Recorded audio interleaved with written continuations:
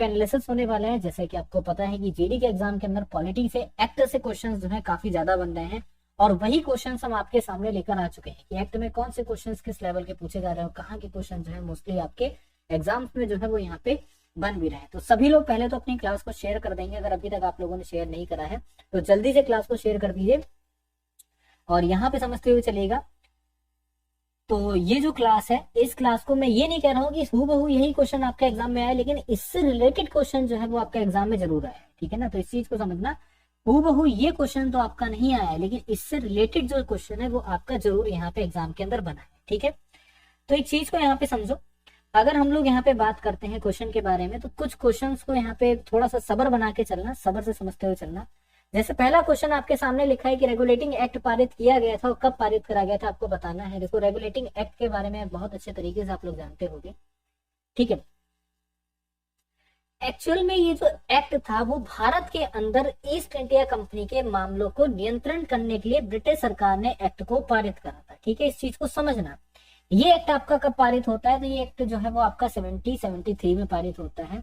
और पारित जो है वो आपका क्यों होता है, तो भारत के अंदर ईस्ट इंडिया कंपनी के मामलों को नियंत्रण करने के लिए, ठीक है ना। जो भारत के अंदर क्या थी, हमारी जो ईस्ट इंडिया कंपनी थी, ठीक है ना, क्या हो जाती है, ईस्ट इंडिया कंपनी हो जाती है, उसके मामलों को, ठीक है ना, ईस्ट इंडिया कंपनी के जो मामले थे उनके मामलों को यहाँ पे नियंत्रण करने के लिए यहाँ पर किसके द्वारा करा गया था, तो ब्रिटिश सरकार के द्वारा ये जो एक्ट है वो आपका लाया गया था। किस सरकार के द्वारा यहाँ पर लाया जाता है, तो ब्रिटिश जो सरकार थी उसके द्वारा ये जो एक्ट है वो आपका लाया जाता है। पहली चीज तो आप लोग यहाँ पर ये याद रखेंगे, ठीक है। बोलेंगे सर बिल्कुल ठीक है, हम लोग यहाँ तक समझ गए।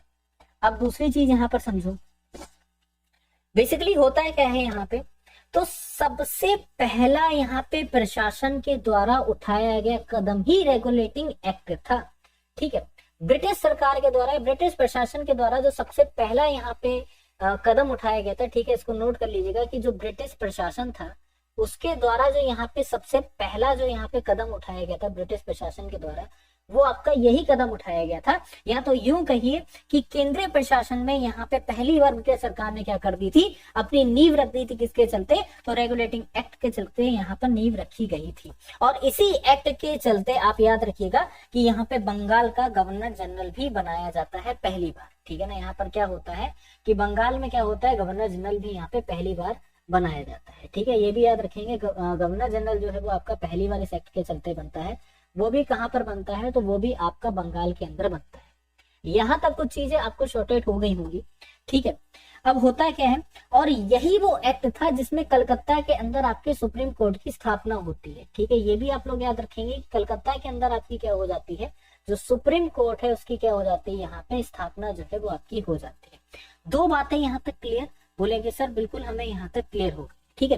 रिपीट करो मेरे साथ में कि ईस्ट इंडिया कंपनी के मामलों में ब्रिटिश सरकार ने यहाँ पे पहली बार क्या कर दी थी, ईस्ट इंडिया कंपनी के मामलों के लिए यहाँ पर ये जो एक्ट लाया जाता है कौन लेकर आता है, तो ब्रिटिश सरकार ये यहाँ पे लेकर आती है। और केंद्रीय प्रशासन के द्वारा पहला यहाँ पे नींव जो है रखी जाती है रेगुलेटिंग एक्ट के तहत।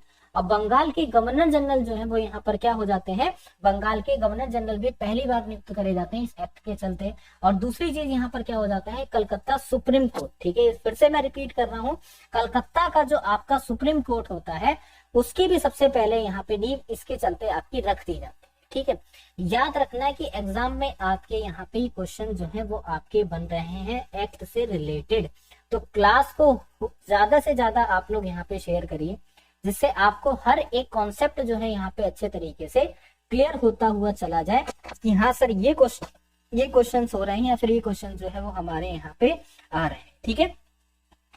चलिए अगला है आपके सामने प्रश्न कि 1773 में नियामक अधिनियम के अंतर्गत कलकत्ता प्रेसिडेंसी में स्थापित सरकार के गवर्नर जनरल और उनकी परिषद के कितने सदस्य थे, ये आपको बताना है, ठीक है ना।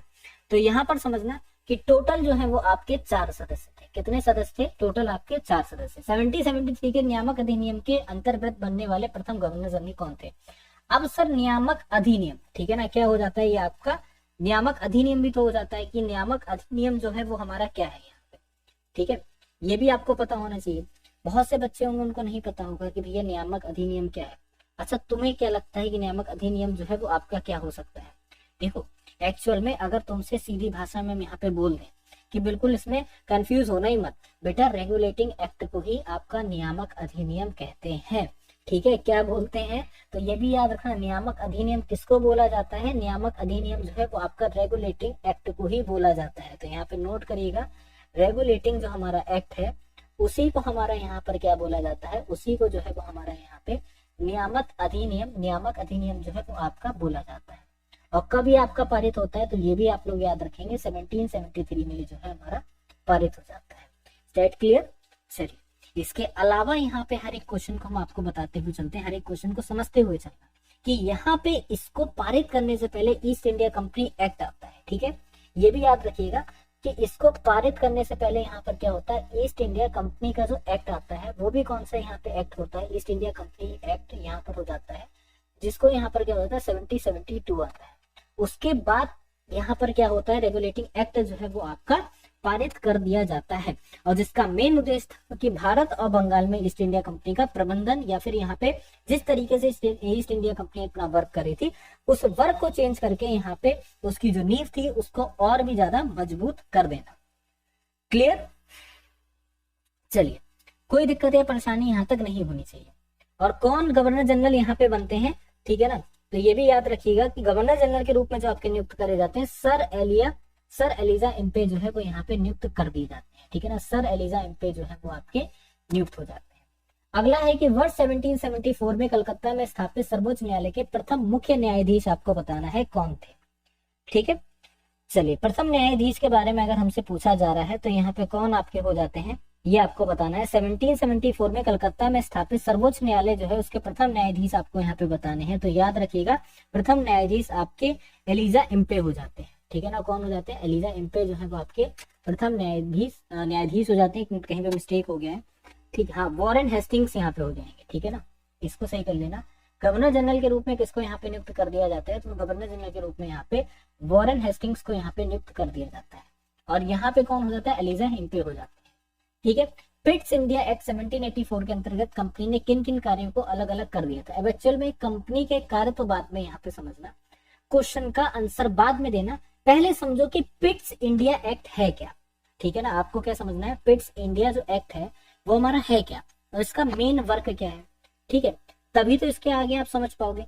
पिट्स इंडिया एक्ट जो है वो आपका 1784 में यहाँ पे लाया जाता है। इसको भारत सरकार अधिनियम भी कहते हैं। ठीक है, यहाँ पर ये भी याद रखना कि इस एक्ट को आपका क्या कहते हैं, इस एक्ट को आपका भारत सरकार अधिनियम भी बोला जाता है।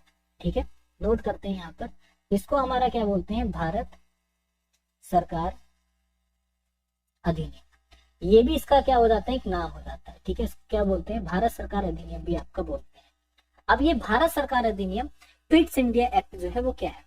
ठीक है, बेसिकली क्या होता है कि ये वो एक्ट है जिसमें ब्रिटिश सरकार और ईस्ट इंडिया कंपनी के बीच में नियंत्रण रखा जाता है। इसको दोहरी व्यवस्था स्थापित करने के लिए एक्ट जो है वो आपका आता है। ठीक है ना, क्या व्यवस्था स्थापित करने के लिए, तो दोहरी व्यवस्था स्थापित करने के लिए जो एक्ट है वो आपका लाया जाता है। ठीक है, तो यहाँ पर याद रखिएगा ये जो दोहरी व्यवस्था है उसको यहाँ पे स्थापित करने के लिए ये जो एक्ट है वो आपका क्या हो जाता है, यहाँ पर लाया जाता है।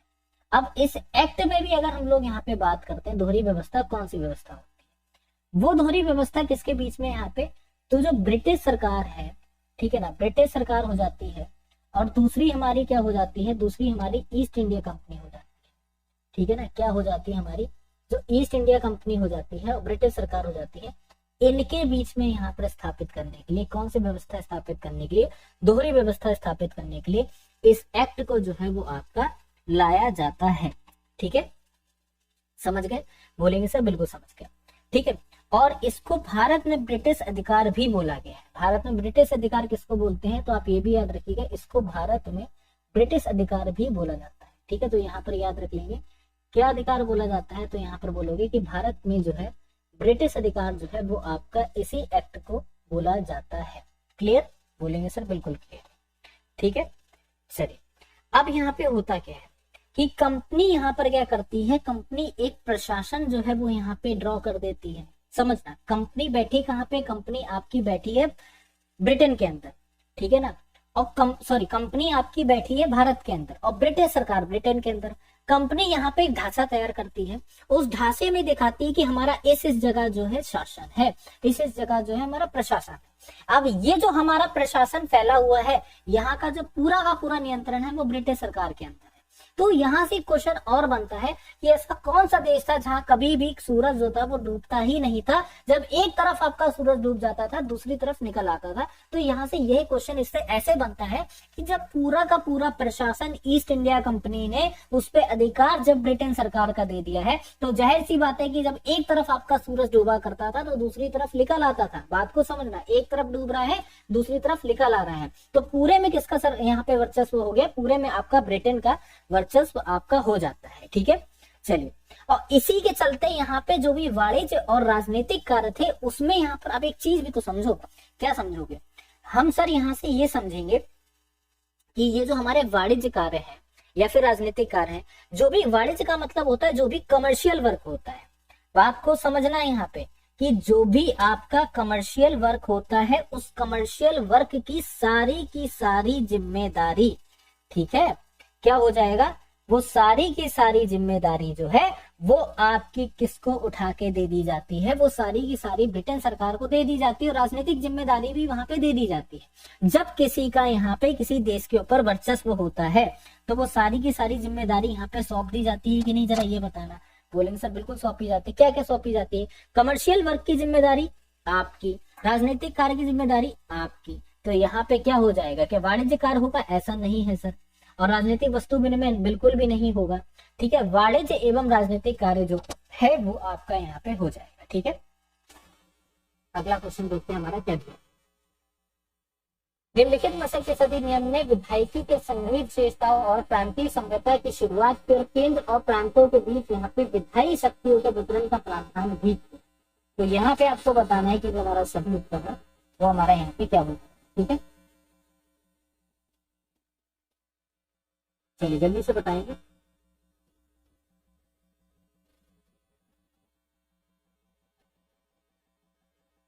चलिए जल्दी से बताओ कि यहाँ पे जो हमारा करेक्ट ऑप्शन है वो क्या बनेगा।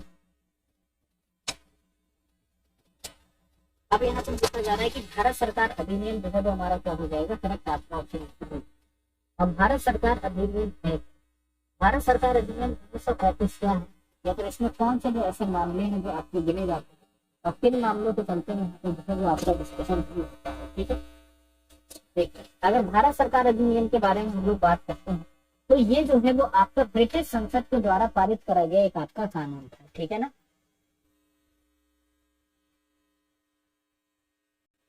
देखो भारत सरकार अधिनियम 1935 क्या बोलता है, अगर हम लोग यहाँ पे बात करते हैं तो भारत सरकार अधिनियम 1935 जो है ब्रिटिश संसद के द्वारा सबसे पहली चीज पारित करा, इसके द्वारा पारित करा जाता है। तो यहाँ पे ये लिख लीजिएगा कि जो हमारी ब्रिटिश संसद थी इसके द्वारा यहाँ पर क्या हो जाता है, इसके द्वारा जो है हमारा यहाँ पे पारित कर दिया। ठीक है, नोट डाउन करना, ब्रिटिश संसद के द्वारा जो है वो आपका पारित होता है पहले, बोलेंगे ब्रिटिश। और क्या था, तो एक तरीके का कानून, ठीक है, क्या था यहाँ पर, एक कानून। अब एक चीज हमेशा याद रखना, जब कभी भी कोई भी कानून भारत में आता है तो अपने साथ वो क्या लाता है, तो अपने साथ वो धाराएं लाता है, अनुसूचियां लाता है। ठीक है, तो इस कानून के चलते यहाँ पर क्या हो जाती है, टोटल इसमें 321 धाराएं आती है। ठीक है ना, 321 धाराएं आती है और क्या हो जाती है आपकी 10 अनुसूची भी भारत में। ठीक है ना, क्या हो जाती है 10 अनुसूची भी जो हमारी भारत के अंदर आती है इस कानून के। समझ गए? अब होता है कि ये जो है वो हमारा यहाँ पे क्या था, तो एक तरीके से भारत में संघीय सरकार बनाने का प्रयास। ठीक है, इस कानून में यहाँ पर क्या प्रयास करा जाता है, इस कानून में संघीय सरकार बनाने का प्रयास। ठीक है, इस कानून के चलते क्या होता है कि जो संघीय सरकार है भारत में यहाँ पर क्या होता है, बन। ठीक है ना, या फिर बनाने का यहाँ पर क्या करा जाता है, बनाने का जो है कार्य आपका करा जाता है इस कानून के चलते। ठीक है, क्लियर? बोलेंगे बिल्कुल क्लियर। अब समझो दोस्तों कि संघीय सरकार बनाने का यहाँ पे कार्य तो करा ही जाता है इसके चलते चलते, लेकिन अगर हम लोग यहाँ पे बात करते हैं तो यहाँ पर क्या हो जाता है कि जो प्रांत थे और प्रांत पे जो छोटे छोटे से यहाँ पर क्या चल रही थी, हुकूमत चल रही थी, प्रांतों पर यहाँ पर क्या चल रही थी, जो हुकूमत छोटी छोटी सी चलेगी, तो हुकूमतों को यहाँ पर क्या कर दिया जाता है, आजाद कर, और सभी को आपका भारत में जोड़ दिया जाता है। पहली चीज तो यहाँ पे ये करें, ठीक है, क्लियर हो गया सभी को, कहेंगे सभी, ठीक है ना। तो इसी अधिनियम के चलते संघीय न्यायालय की भी आपकी स्थापना होती है। तो अगर पूछा जाए कि संघीय न्यायालय की जो स्थापना है वो आपकी किसके चलते होती है, तो ये भी आप लोग याद रखेंगे, संघीय न्यायालय की जो स्थापना है वो हमारा भारत सरकार अधिनियम 1935 के आधार पर ही होती है। क्लियर हो गया होगा आपको, कोई भी डाउट नहीं, ठीक। चलिए अगला क्वेश्चन देखते हैं। फिट्स इंडिया एक्ट 1784 के द्वारा किसका गठन किया होगा, बोर्ड ऑफ कंट्रोल का, बोर्ड ऑफ डायरेक्टर का, सेक्रेटरी ऑफ स्टेट का, या फिर आपका तत्कालीन विधायक। तो यहाँ पे बोर्ड ऑफ कंट्रोल का क्या हो जाता है, गठन जो है आपका कर दिया। देखो फिर बता रहे हैं, ये आपका एग्जाम का एनालिसिस है। एग्जाम में एक्ट से क्वेश्चन आपके बन रहे हैं, वही एक्ट के क्वेश्चन आपके सामने हैं, बहु ऐसे ही क्वेश्चन इससे रिलेटेड क्वेश्चन जैसे लास्ट क्वेश्चन में देखोगे आपके एग्जाम में कि प्रांतों को किस अधिनियम के तहत आजाद कर दिया गया, तो भारत सरकार अधिनियम के तहत आजाद कर दिया। यह क्वेश्चन ये बन सकता है कि संघीय न्यायालय की जो स्थापना किस एक्ट के चलते हुई, तो भारत सरकार अधिनियम 1935 के चलते संघीय न्यायालय की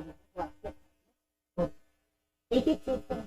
अगला 1793 में चार्टर अधिनियम के द्वारा नियंत्रण बोर्ड की तरफ से और कर्मचारियों के वेतन में किसके राजस्व में से देने की व्यवस्था करें। चार्टर अधिनियम आपका भारत के राजस्व में लोक लेखा समिति में से या फिर आपका मुख्य राज्य के राजस्व। तो यहाँ पे आपको बताना है 1793 से चार्टर, ठीक है, उस एक्ट के अधिनियम में किसने यहाँ पे आपकी बात करेंगे, चार्टर अधिनियम अगर हमने इसको समझना है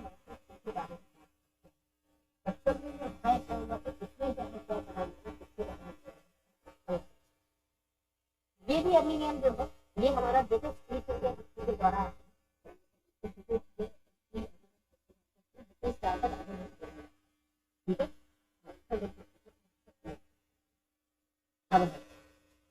अगर हम लोग यहाँ पे बात करते हैं तो कितने का हो जाता है,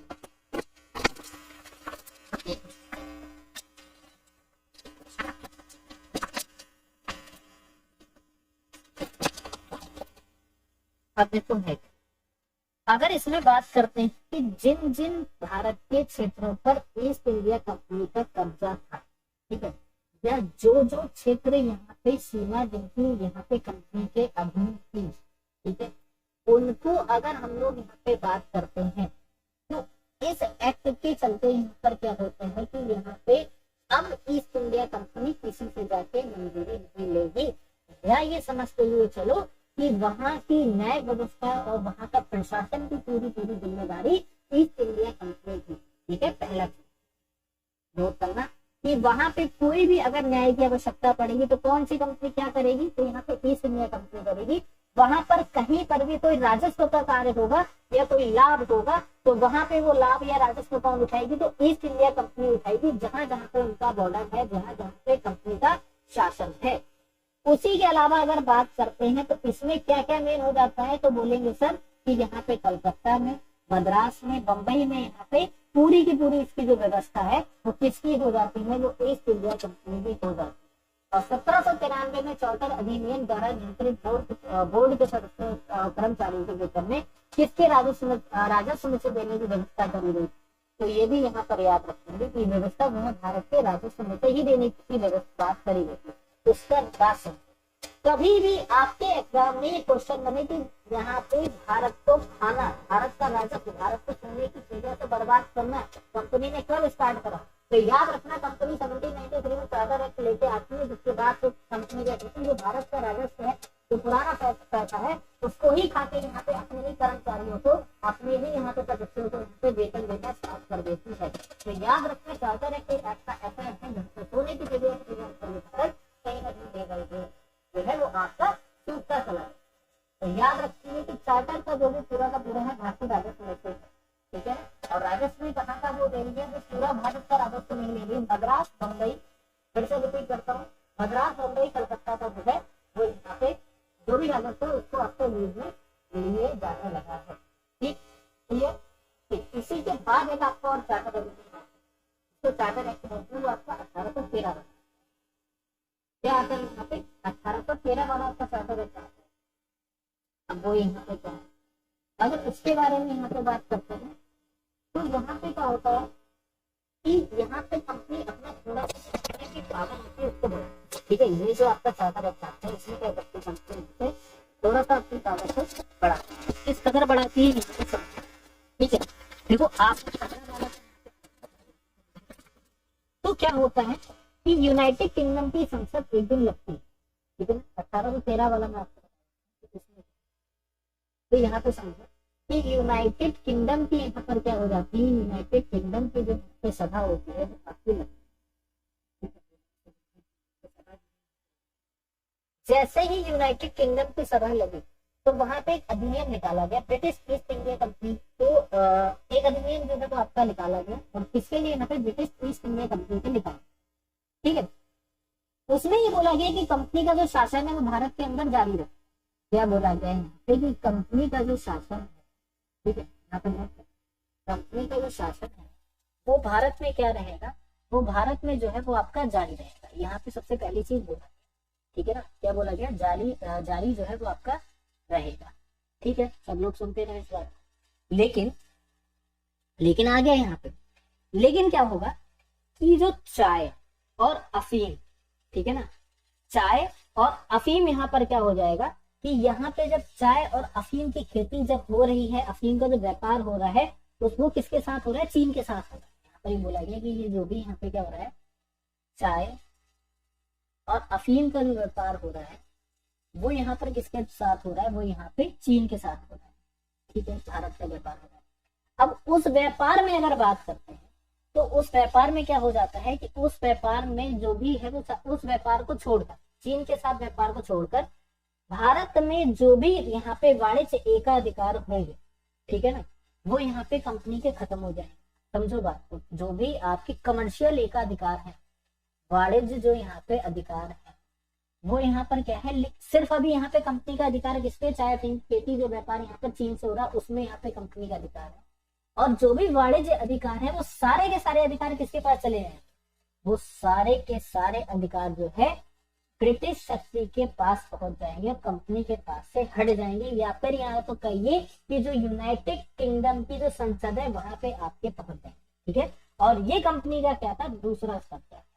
क्या था ये कंपनी का आपका दूसरा कब्जा था।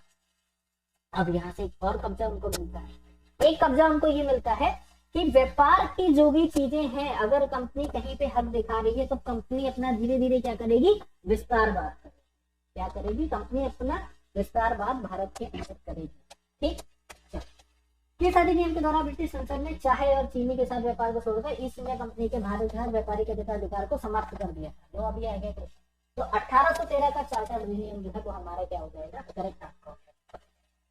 ठीक है, 1813 के चार्टर एक्ट के अंतर्गत 3 धर्म प्रचारकों ने भारत में धर्म प्रचार का अधिकार मिला। सीधी सी बात है, किसको मिला होगा, यहाँ पे तो कोई क्वेश्चन बनता ही नहीं है। तो ये ईसाई धर्म के प्रचारकों को यहाँ पे जो है एकाधिकार मिल जाता है कि भारत में आप जाएंगे और धर्म का क्या करेंगे, आप प्रचार प्रसार जो है करेंगे। ठीक है, और धर्म परिवर्तन जो है आप करेंगे। 1813 में चार्टर अधिनियम के अंतर्गत कंपनी के द्वारा अधिकार में लिए गए भारतीय राज्य क्षेत्रों पर किसकी संप्रभुता को यहाँ पे सुदृढ़ कर दिया गया, अमेरिका के क्राउन की या जापान के क्राउन की, ब्रिटिश क्राउन की, या फिर आपका किसी भी। तो ये तो बहुत ही मतलब बहुत ज्यादा इजी हो जाता है। तो यहाँ पे किसके, तो आप लोग याद रखिएगा ब्रिटिश क्राउन को यहाँ पर क्या कर दिया गया, पूरी तरीके से अधिकार जो है वो आपका दे दिया। ठीक है, क्लियर हो गया यहाँ तक। किस निर्णय ने संविधान को मूल संरचना का सिद्धांत निर्धारित जो है वो आपका करा, किस निर्णय ने संविधान की मूल संरचना का जो सिद्धांत है उसको आपका यहाँ पे निर्धारित कर दिया गया। ठीक है, तो यहाँ पे याद रखेंगे कि जो हमारा सही ऑप्शन आंसर है वो आपका क्या हो जाएगा, तो आप लोग बोलोगे कि संविधान की मूल संरचना का सिद्धांत जो है वो किसके द्वारा यहाँ पे निर्धारित करा गया था, तो ये जो है वो आपका यहाँ पे केशवानंद भारतीवाद हो जाता है। असल में ये बताओ कि संविधान की मूल संरचना क्या है, तो ये सिद्धांत है, कोई बता सकता है?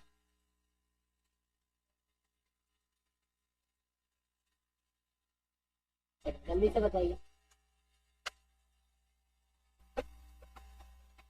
चलिए, तो केशवानंद भारतीवाद जो है यहाँ पे आपका करेक्ट ऑप्शन आंसर हो जाता है। ठीक है, आखिर क्या है ये मूल संरचना और केशवानंद भारतीवाद है क्या, क्या था ये घटना, और किस घटना में अगर हम लोग बात करते हैं तो ऐसा क्या हो जाता है। देखो, अगर आप केशवानंद भारतीवाद के बारे में अगर आप लोग थोड़ा सा जानोगे, केशवानंद भारतीवाद के बारे में समझोगे, तो एक तरीके से आपकी आप ये समझते हो चलो एक केस है। ठीक है ना, क्या हो जाता है, ये आपका एक केस हो जाता है। अब वो केस है क्या ये मैं आपको बताता हूँ। एक्चुअल में अगर यहाँ पे आप बात करोगे तो ये केशवानंद भारती बनाम केरल के बीच में ये जो केस है वो आपका चलता है। ठीक है ना, और कब चलता है, 1973 में चलता है। तो यहाँ पे आप नोट करना क्या हो जाता है, ये आपका केशवानंद भारती और किसके बीच में यहाँ पर हो जाता है, और आपका केरल के बीच में जो केस है वो आपका हो जाता है। केरल आप समझिए पूरा स्टेट, और एक तरफ केशवानंद भारती है क्या यहाँ पे कि अगर हम लोग बात करते हैं तो यहाँ पे सबसे पहले जो है मूल संरचना है, फिर ये समझोगे इस केस के बाद से यहाँ पर क्या हो जाता है, जब ये केस आपका सर्वोच्च न्यायालय पहुंचता है तो सर्वोच्च न्यायालय पहुंचने के बाद यहाँ पे क्या होता है, आधारभूत संरचना का यहाँ पे सिद्धांत कर दिया जाता है। क्या हो जाता है, सिद्धांत जो है वो आपका सबसे पहले कब दिया गया था, तो आधारभूत संरचना जिसको मूल संरचना कहते हैं, इसका सिद्धांत जो है वो आपका कब निर्धारित होता है, वो केशवानंद भारतीवाद और केरल वर्सेस केरल के यहाँ पे केस के बाद जो है वो यहाँ पे हो जाता है। ठीक है ना, और ये सबसे बड़ा फैसला भी माना जाता है कि मूल संरचना को लाने में ये केस सबसे बड़ा आपका यहाँ पे केशवानंद भारतीवाद का जो है सबसे बड़ा यहाँ पे हाथ है। अगर हम लोग बात करते हैं, ठीक है ना, तो यहाँ पर क्या कर दिया गया कि भारतीय संविधान का एक सिद्धांत बोल दिया जाता है, जिसको मूल संरचना को या फिर आप बोलो आधारभूत संरचना को यहाँ पे क्या बोल दिया जाता है, एक सिद्धांत बोल दिया जाता है। अब अगर हम लोग यहाँ पे बात करते हैं तो इसमें क्या होता है या फिर इसके फैसले में क्या होता है कि संविधान संशोधन जो है वो यहाँ पे करा जा सकता है। इस फैसले में क्या हो जाता है, इस फैसले में कहा गया कि संसद संविधान में संशोधन जो है वो यहाँ पे कर सकती है। तो इसके चलते क्या होता है, पहले संसद जो है संविधान संशोधन नहीं कर सकती। ठीक है ना, फिर क्या हो गया कि संसद संविधान में संशोधन कर सकती है, लेकिन बेटा संविधान के मूल ढांचे में कभी भी बदलाव नहीं कर सकती है। संसद यहाँ पर क्या कर सकती है, संविधान को चेंज करने में, फिर से समझ लो, संसद संविधान को संशोधन तो कर सकती है। ठीक है ना, क्या हो जाता है यहाँ पे नोट कर लीजिएगा, संविधान का संशोधन तो यहाँ पे संसद कर लेगी, लेकिन क्या नहीं करेगी कभी भी। ठीक है, इस चीज को याद रखना, कभी भी जो है मूल ढांचे को चेंज नहीं करेगी। क्या हो जाएगा, जो मूल ढांचा है उसको यहाँ पे चेंज जो है संसद के द्वारा कभी भी नहीं करा जाएगा। क्लियर, पहली बात तो यहाँ पर ये समझो। ठीक, दूसरी बात समझो, यहाँ पे अगर हम लोग यहाँ पे बात करते हैं तो आपका क्या हो जाता है कि ये जो है सर्वोच्च न्यायालय में 24वां संशोधन अधिनियम की वैधता भी यही आपका रखता है। ठीक है, जो 24वां यहाँ पे संविधान संशोधन अधिनियम होता है, ठीक है, 24वां संविधान संशोधन जो हमारा अधिनियम होता है उसको यहाँ पे, ठीक है, उसकी वैधता को यहाँ पे बनाए रखने के लिए कौन सा अधिनियम आता है, तो यहाँ पर याद रखिएगा वैधता को बनाए रखने के लिए आपका यही वाला जो अधिनियम है। ठीक है ना, बनाए रखने के कौन सा अधिनियम यहाँ पे, या फिर कौन सा यहाँ पे केशवानंद भारतीवाद जो होता है ये क्या करता है, यहाँ पे 24वें संविधान संशोधन की वैधता को यहाँ पे बना के रखता है। पहली चीज आपको यहाँ तक ही क्लियर। ठीक है, चलिए, और इसमें ये भी बोला जाता है कि सर्वोच्च न्यायालय में यहाँ पर एक चीज बहुत बड़ी बात बोली जाती है कि कभी भी किसी के मूल अधिकार को आप यहाँ पे जो है कम नहीं करोगे और खत्म नहीं कर सकते हो, जो कि यहाँ पे मूल अधिकारों को किसका यहाँ पे संविधान के ढांचे का हिस्सा भी बोल दिया जाता है। ठीक है ना, यहाँ पर क्या हो जाता है, इसके बाद से मूल अधिकार को यहाँ पे संविधान के ढांचे का हिस्सा भी बोल दिया जाता है। तो दो बातें आपको समझ में आ गई कि कभी भी किसी भी व्यक्ति के मूल अधिकारों को कम नहीं करा जा सकता है और कभी भी मूल अधिकारों को आपका खत्म नहीं करा जा सकता है। ये दोनों की दोनों बातें आपको यहाँ पे क्लियर होगी। चार्टर एक्ट 1853 के द्वारा निर्देशक मंडल के सदस्यों की संख्या जो है 24 से घटाकर कितनी करी गई थी आपको बताना है। चार्टर एक्ट 1853 के चलते अगर हम लोग बात करते हैं तो आपकी संख्या जो है वो घटाकर कितनी कर दी गई थी, संख्या घटाकर आपकी 18 कर दी। ठीक है, क्या हो जाएगा, तो जो आपका यहाँ पे है, ठीक है, तो हमारा यहाँ पे 18 जो है वो आपका करेक्ट आपका ऑप्शन आंसर हो जाएगा। ठीक है, क्लियर हो गया यहाँ तक। अगला क्वेश्चन देखिए हमारे सामने क्या दिया, किस वर्ष में ब्रिटिश राज ने कंपनी का शासन अपने हाथ में जो है यहाँ पे ले लिया। किस वर्ष में जो है वो आपका यहाँ पे कंपनी का शासन जो है वो यहाँ पे क्या कर लिया जाता है, कंपनी का शासन जो है वो आपका अपने हाथ में ले लिया जाता है। तो अगर हम लोग यहाँ पे बात करते हैं तो ये आपका कब होता है, तो ये आपका 1858 में होता है। किस वर्ष में ब्रिटिश राज ने कंपनी का शासन अपने हाथ में लिया था। अब 1858 में क्यों लिया था, कोई रीजन रहा होगा, ठीक है। कोई भी घटना होने से पहले या कोई भी घटना हो जाने के बाद यहाँ पे कोई रीजन ही तो रहता है, कैसे बिल्कुल होता है। तो जो हमारा 1858 में, ठीक है ना, कंपनी के बारे में बात करते हैं, कंपनी का अधिकार यहाँ पे कैसे खत्म होता है, ठीक है ना, अधिकार क्यों खत्म होता है ये भी आपको पता होना चाहिए। ये क्वेश्चन यहाँ से बन सकते हैं और एक्ट के क्वेश्चन तो बनेंगे, है ना। होता है क्या है यहाँ पे 1858 में 1857 में, इससे पहले क्या होता है, सबसे बड़ा विद्रोह होता है, ठीक है। क्या होता है यहाँ पे, सबसे बड़ा विद्रोह होता है और भारत सरकार अधिनियम 1858 जो है वो आपका आ जाता है और पारित भी कर दिया जाता है। अब होता है क्या है यहाँ पे, ठीक है ना, यहाँ पे यूनाइटेड किंगडम के प्रधानमंत्री लॉर्ड पॉमस्टॉन जो है, भारत में जो भी व्यवस्था थी, ठीक है ना, उसमें गंभीर दोषों को हवाला देते हुए यहाँ पे कंपनी को यहाँ पर क्या कर देते हैं, कंपनी पे उंगली उठा देते हैं, ठीक है। क्योंकि 1857 का रेवोल्यूशन अपने आप में इतना बड़ा था कि वो रेवोल्यूशन जब यहाँ पे घटित होता है तो जो कंपनी के उस समय पे गवर्नर जनरल थे उनके ऊपर उंगली उठाई जाती है। कहाँ से उंगली उठाई जाती है, तो यूनाइटेड किंगडम के प्रधानमंत्री उस समय लॉर्ड पॉमस्टॉन के द्वारा यहाँ पे उंगली उठाई जाती है, ठीक है ना। किसके द्वारा यहाँ पे, तो याद रखिएगा लॉर्ड पॉमस्टॉन के द्वारा, ठीक है, यहाँ पे समझना, पॉमस्टॉन के द्वारा जो है उंगली वो आपकी सबसे पहले उठा दी जाती है।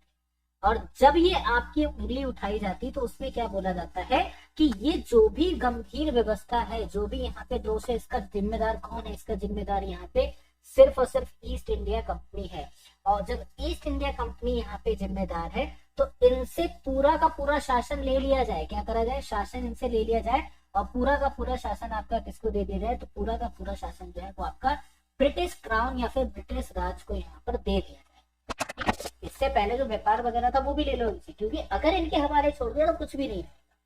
क्या बोला गया था कि अगर इनके हवाले छोड़ दिया तो जो है वो भी हाथ से चला जाए। भारत सरकार अधिनियम 1858 के अंतर्गत कोर्ट ऑफ डायरेक्टर्स तथा बोर्ड ऑफ कंट्रोल को समाप्त करके किसका सर्जन किया गया, ठीक है।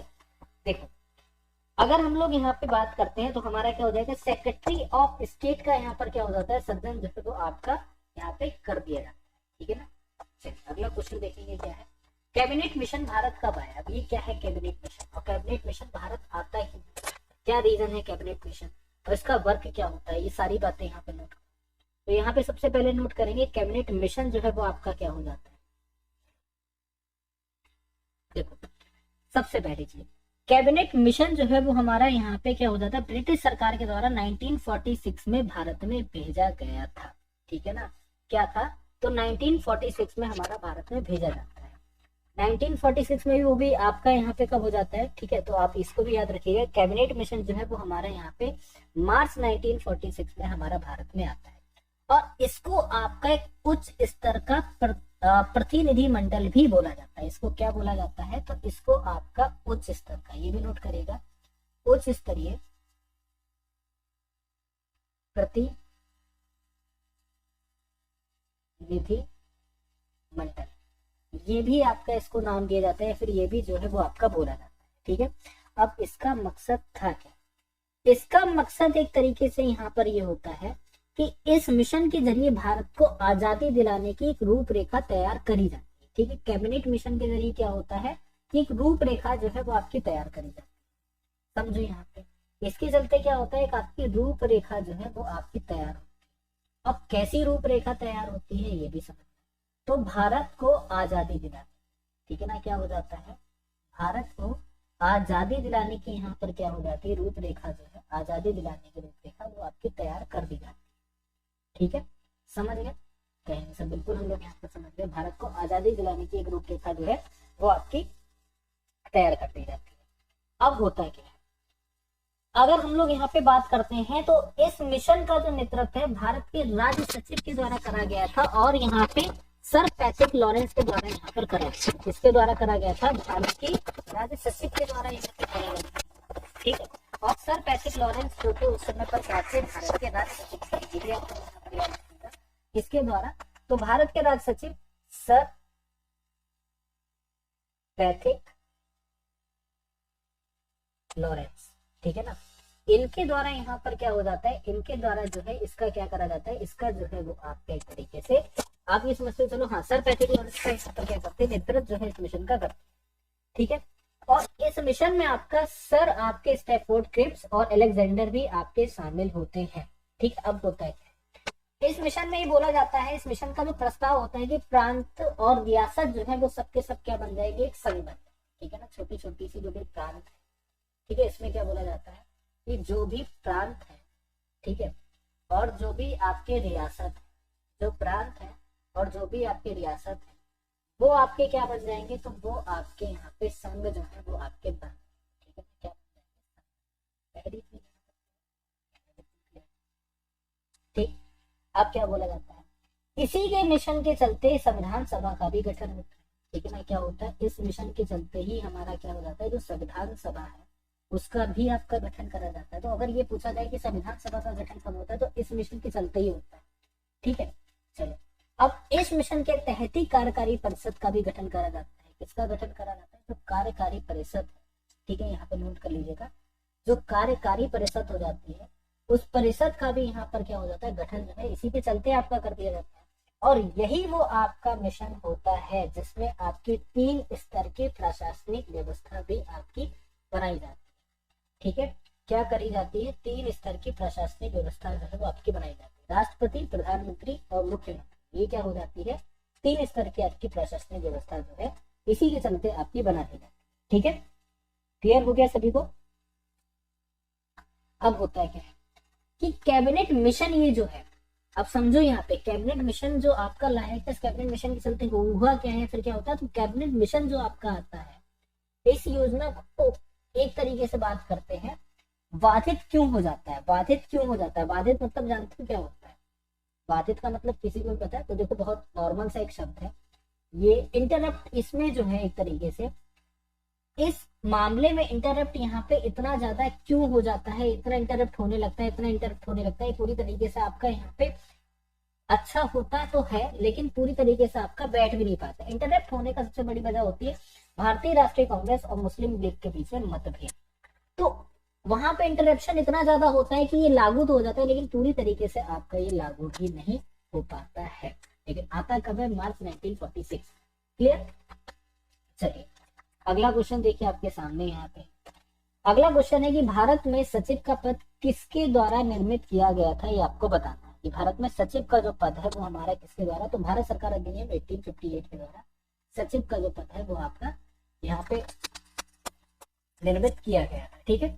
चलिए 1892 के अधिनियम के द्वारा भारतीयों को विधान परिषदों में किस पर बहस करने की शक्ति प्राप्त हुई थी, तो यहाँ पर याद रखेंगे कि 1892 के अधिनियम के बाद में जो है वो यहाँ पे बजट पर जो है बहस करने की जो शक्ति है वो यहाँ पे एक तरीके से प्राप्त होगी। ब्रिटिश भारत में सांप्रदायिक प्रतिनिधित्व की व्यवस्था किसके द्वारा यहाँ पे करी, ब्रिटिश भारत में सांप्रदायिक प्रतिनिधित्व की व्यवस्था किसके द्वारा करी गई थी, ठीक है। तो देखो यहाँ पे मौर्य मिंटो सुधार 1909 के द्वारा यहाँ पे करा गया। अब मौर्य मिंटो सुधार क्या है ये भी तो समझो। मौर्य मिंटो सुधार 1919 क्या होता था, देखो इसको इतना पढ़ लोगे ना, यकीन मानना एक या दो या तीन 2-3 नंबर के क्वेश्चंस आपके बनेंगे, ठीक है ना। मौर्य मिंटो एक्ट जो आपका 1909 का हो जाता है, ठीक है। तो ये क्या है और क्यों आपका आता है, अगर हम लोग यहाँ पे बात करते हैं तो एक तरीके से इसको भारत परिषद अधिनियम भी बोलते हैं। ये भी याद रखना है कि इसको क्या बोला जाता है, तो इसको हमारा भारत परिषद अधिनियम, ठीक है, ये भी हमारा जो है वो आपका बोला जाता है पहले। और क्या होता है, इसको आपका मौर्य मिंटो सुधार के नाम से भी जाना जाता है, ठीक है, 1909। और इसको क्या हो जाता है, मौर्य मिंटो, ठीक है, मौर्य मिंटो सुधार के नाम से भी इसको जो है वो आपका जाना जाता है, ठीक है। 2 बातें यहाँ तक समझ। अब होता है कि इस अधिनियम के चलते सबसे पहले आपके क्या करे जाते हैं, राजनीतिक सुधार जो है वो आपके करे जाते हैं, ठीक है ना। क्या करे जाते हैं यहाँ पे, राजनीतिक जो सुधार है वो यहाँ पे करे। अब इस अधिनियम के चलते मैं आपको एक एक चीज बताता हूँ। इस अधिनियम में मुस्लिम के लिए यहाँ पे निर्वाचन क्षेत्र की व्यवस्था होती है, ठीक है। क्या हो जाता है, जो मुस्लिम निर्वाचन क्षेत्र होता है, यहाँ पे मुस्लिम निर्वाचन क्षेत्र जो है, ठीक है, उसकी क्या हो जाती है, व्यवस्था होती है, पहली चीज, ठीक है। दूसरी चीज समझो, यहाँ पे क्या कर दिया जाता है, इस अधिनियम में वायसराय और गवर्नर का जो भी कार्यकारी परिषद है उसमें भारतीयों को शामिल करा जाता है। दूसरी चीज आप क्या समझोगे कि जो भी यहाँ पे वायसराय होता है, ठीक है, जो भी वायसराय है भारत के, या और जो भी यहाँ पे गवर्नर है, वायसराय हो जाते हैं और यहाँ पर क्या हो जाता है, गवर्नर हो जाते हैं। उसमें क्या हो जाता है, उसमें आपका शामिल कर दिया जाता है कार्यकारी परिषदों की, कार्यकारी जो भी परिषद उनका होता है, ठीक है, यहाँ पे समझिएगा, ठीक है। कार्यकारी जो परिषद होता है उसमें यहाँ पर किसको शामिल कर दिया जाता है, उसमें कार्यकारी परिषद में जो है वो भारतीयों को शामिल कर दिया जाता है, ठीक है ना। दूसरी चीज यहाँ पे क्या कर दिया जाता है, भारतीयों को शामिल जो है वो आपका कर दिया जाता है, ठीक। अब हम लोग यहाँ पे समझते हैं कि इसी अधिनियम में विधान परिषद की शक्तियों का विस्तार भी होता है। ये भी यहाँ पे समझें कि इसी अधिनियम में क्या हो जाता है कि जो विधान परिषद होती है, ठीक है, यहाँ पे समझना, विधान परिषद जो होती है उसकी जो शक्तियां होती हैं उसका यहाँ पे विस्तार भी हो जाता है, ठीक है ना। शक्तियां क्या हो जाती है, उनका जो है यहाँ पे विस्तार भी इसी अधिनियम के तहत आपका हो जाता है। और इसके बाद अगर हम लोग बात करते हैं तो पहली बार चुनाव प्रणाली की यहाँ पर क्या करी जाती है, चुनाव प्रणाली का यहाँ पे सिद्धांत भारत लाया जाता है, ठीक है। क्या हो जाता है कि चुनाव प्रणाली का जो सिद्धांत है,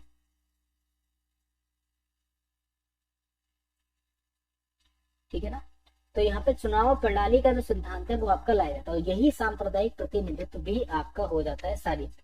तो मौर्य मिंटो सुधार 1909 जो है वो हमारा यहाँ पे सांप्रदायिक प्रतिनिधित्व की व्यवस्था जो है वो यहाँ पे लेके आता है।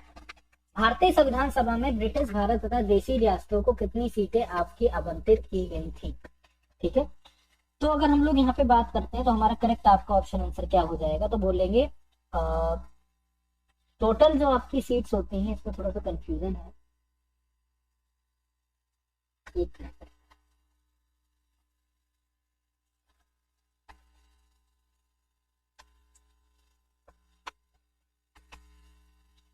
तो इसको स्किप कर दो, ठीक है ना। चलो, भारतीय संविधान की पहली बैठक जो है वो आपको बताना है आपकी कब, ठीक है। अब यहाँ पे बताना है कि भारतीय संविधान की जो पहली बैठक होती है, भारतीय संविधान सभा की जो पहली बैठक है वो आपको बतानी है कि हमारी कब यहाँ पे होती है, ठीक है। चलिए जल्दी से बताएंगे,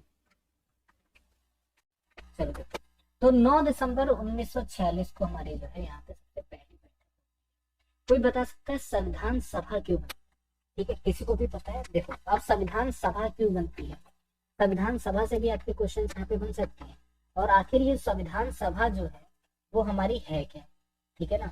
संविधान सभा जो है वो आपको बतानी क्या है और क्यों बनी थी हमारी संविधान सभा। अगर हम लोग यहाँ पे बात करते हैं तो हमारे भारत के संविधान को बनाने के लिए हमारी संविधान सभा बनती है, बोलेंगे सर बिल्कुल ठीक है। और स्वतंत्र भारत के लिए हमारा नया मसौदा भारत के संविधान का तैयार करने के लिए जो है वो पूरा का पूरा काम जो है संविधान सभा को सौंपा जाता है, ठीक है ना। और संविधान सभा के जो सदस्य होते हैं वो आपके अप्रत्यक्ष रूप से यहाँ पे चुने भी जाते हैं, समझो। ये संविधान सभा का सबसे पहले गठन जो है वो आपका 1946 में होता है, और इसको जो पारित संविधान सभा ने 26 नवंबर को क्या होता है 1949 को संविधान आपका पारित कर दिया जाता है 2 घंटे। और संविधान लागू कब होता है, पारित जो है वो आपका यहाँ पर याद रखना, संविधान सभा के द्वारा जो पारित करा जाता है, ठीक है। फिर से बताता हूँ, यहाँ पे जो पारित करा जाता है वो हमारा कब पारित करा जाता है, 26 नवंबर 1949 में पारित करा जाता है, ठीक है। यहाँ पे नोट करिएगा कब करा जाता है, तो 26 नवंबर हमारा 1949 में हमारा जो है वो आपका पारित करा जाता है। पहली चीज यहाँ पर याद रखेंगे। दूसरी चीज आप लोग यहाँ पर क्या याद रखोगे, भाई पारित तो 26 नवंबर 1949 में हो जाता है, और अगर हम लोग यहाँ पे बात करते हैं तो लागू कब होता है, तो 26 जनवरी को जो है वो आपका लागू होता है, ठीक है। 26 जनवरी आपका 1950 में क्या हो जाता है, लागू होता है, ठीक है, बोलेंगे सर बिल्कुल ठीक है। और अगर हम लोग बात करते हैं कि संविधान सभा के सदस्य आजादी के बाद पहली बार यहाँ पर क्या होता है, संविधान भारत की पहली संसद कब बनती है, तो संविधान सभा जो है आजादी के जस्ट बाद यहाँ पे भारत की पहली संसद भी बनाती है। ठीक है, और इनके अध्यक्ष कौन होते हैं, अध्यक्ष बहुत महत्वपूर्ण हमारे हो जाते हैं। ठीक है, तो हम लोग को यहाँ पे नोट करना है डॉक्टर भीमराव अम्बेडकर जी। ठीक है ना, डॉक्टर भीमराव अंबेडकर जी कौन हो जाते हैं यहाँ पे, तो भीमराव अंबेडकर जी जो है वो यहाँ पर क्या हो जाते हैं, वो इसके यहाँ पे अध्यक्ष, सॉरी एक मिनट, डॉक्टर भीमराव, ठीक है ठीक है, अध्यक्ष जो है सॉरी डॉक्टर राजेंद्र प्रसाद। ठीक है, अध्यक्ष कौन हो जाते हैं, तो अध्यक्ष जो है वो हमारे डॉक्टर राजेंद्र प्रसाद हो जाते हैं। ठीक है, और अगर हम लोग यहाँ पे बात करते हैं तो इसके उपाध्यक्ष हरेंद्र कुमार मुखर्जी हो जाते हैं। ठीक है ना, समझ गए कि नहीं समझ गए, चलो। और टोटल इनके द्वारा जो है वो 3 साल का समय जो है वो आपका लिया जाता है। ठीक है ना, क्लियर। और संविधान सभा को बनाने की सबसे पहली जो मांग है वो हमारे कब होती है, 1895 में। और किसके द्वारा यहाँ पे, तो बाल गंगाधर तिलक के द्वारा जो है यहाँ पे सबसे पहली मांग करी जाती है। तो यहाँ पे नोट करिएगा, बाल गंगाधर तिलक के द्वारा यहाँ पे सबसे पहले जो मांग है वो आपकी करी जाती है। ठीक है, 1895 में। और इसी के अलावा अगर हम लोग यहाँ पे बात करते हैं 1934 में यहाँ पे जो है प्रस्ताव रखा जाता है संविधान सभा बनवाने का। तो प्रस्ताव किसके द्वारा रखा जाता है, तो M.N. राव के द्वारा प्रस्ताव जो है वो आपका रखा जाता है। ठीक है, चलिए प्रस्ताव जो है वो आपका यहाँ पे रख दिया जाता है। क्लियर हो गया। अगला क्वेश्चन देखो क्या है, भारतीय संविधान की प्रथम बैठक किसने नहीं लिया है। ठीक है, कांग्रेस ने, B.N. राव ने, देसी राष्ट्रों ने या फिर मुस्लिम लीग। तो भारतीय संविधान की जो प्रथम बैठक होती है वो यहाँ पे मुस्लिम लीग जो है इसमें आकर नहीं बैठती। क्या हो जाता है यहाँ पे, मुस्लिम लीग का जो इन्वॉल्वेशन होता है बिल्कुल भी नहीं होता है और वो आकर इसमें यहाँ पे नहीं बैठती है या फिर इस बैठक में हिस्सा ही नहीं लेती है। ठीक है, क्लियर। चलिए अगला क्वेश्चन देखेंगे, भारतीय संविधान सभा के अस्थायी अध्यक्ष जो है वो आपको बताना है यहाँ पर कौन हो जाते हैं। तो अस्थायी अध्यक्ष सॉरी अस्थायी अध्यक्ष हाँ सॉरी अस्थायी अध्यक्ष आपको बताना है यहाँ पर कौन हो जाते हैं। तो याद रखिएगा, अस्थायी अध्यक्ष के रूप में डॉक्टर सच्चिदानंद सिन्हा को यहाँ पे चुना जाता है। ठीक है, और चुने हुए स्थायी अध्यक्ष कौन थे, तो डॉक्टर राजेंद्र प्रसाद जो है स्थायी